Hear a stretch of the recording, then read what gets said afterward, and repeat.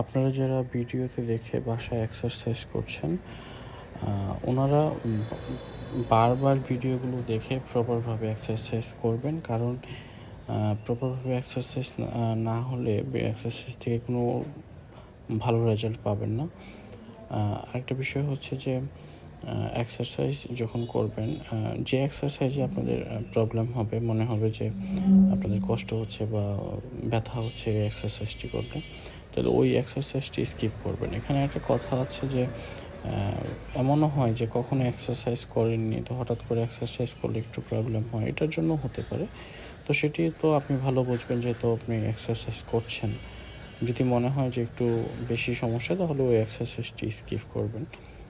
আর চেষ্টা করবেন একদম রিল্যাক্সভাবে এক্সারসাইজ করতে।